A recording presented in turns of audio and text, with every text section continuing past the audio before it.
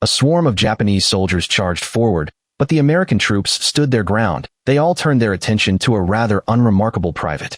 The officer was furious and demanded to know what was going on. The private then turned around, and with a knowing nod, the officer gave the order to attack. This private was named Das. He had once sworn never to touch a gun, but how could he go into battle without one? He had endured his father's abuse. In a moment of resistance as an adult, he nearly shot his father by accident. Overwhelmed with guilt, he decided never to touch a gun again. But when World War II broke out, he still joined the army without hesitation. On his first day, everyone else lined up to get their rifles, but he just stood there. No matter how much the drill sergeant yelled at him, he refused to take a gun. So, he was brought before the captain. Das explained that he would never touch a gun. He also mentioned that due to his religious beliefs, he needed to attend worship every week and requested a special schedule. The captain was almost amused and didn't waste any more breath. He simply told the drill sergeant to make Das's life miserable if he wouldn't take a gun. From then on, Das became a target for bullying in the barracks. He was assigned the dirtiest and most exhausting tasks. The drill sergeant would nitpick and flip his bunk, then deliberately punish the whole squad with a 30-kilometer run. Soon, Das was isolated and despised by his fellow soldiers.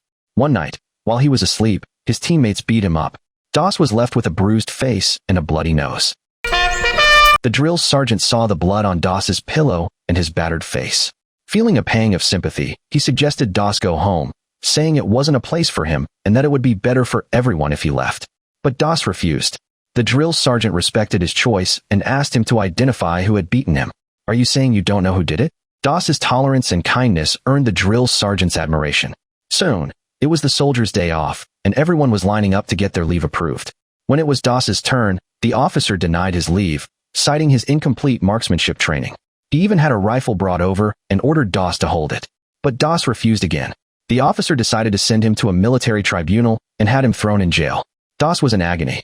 Why was he treated as a criminal just for not wanting to hold a gun? Was his faith a crime? In the courtroom, Das's father stormed in, dressed in his World War I veteran's uniform. He handed the judge a letter that confirmed Das's right to refuse to use a gun. The charges were dropped.